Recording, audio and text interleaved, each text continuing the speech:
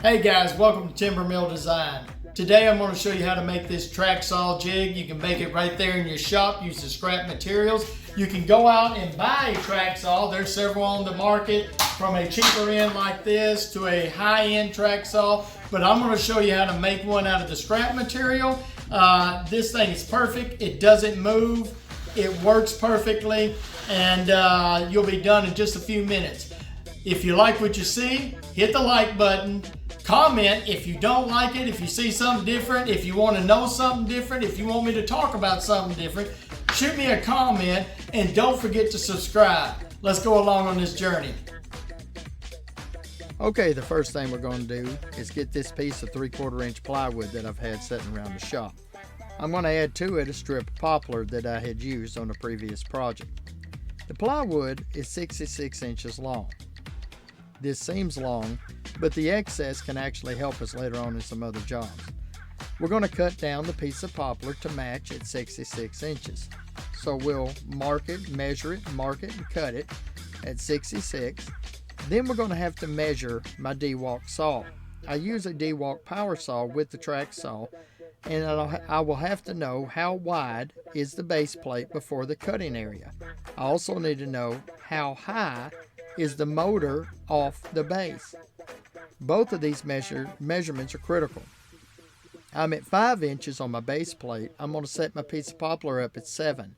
Later, we will cut off the excess, ensuring a straight cut all the way down the outside of our track saw. I need to make my poplar piece between 1/4 and 1/2 inch thick to ensure that it will fit under the saw. I use my DeWalt planer to do this.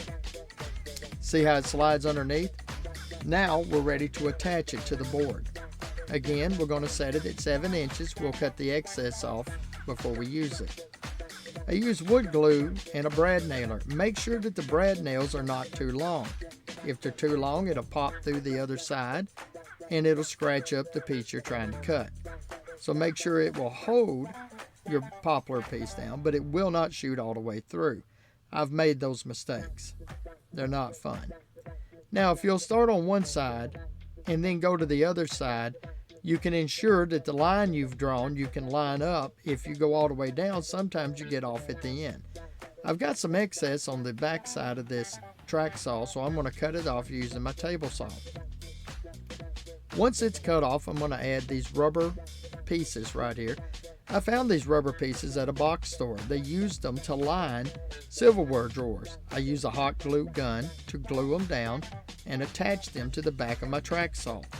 The rubberized mats will keep it from sliding on the piece of plywood. See how it holds it in place perfectly? It won't even move. I hope this is helping you.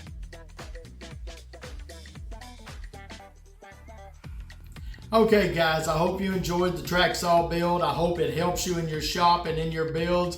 If there's something you would like to see, leave me a comment. If there's a question you have about the track saw build, leave me a comment. I'll get right back to you. I read all the comments and I respond to everybody.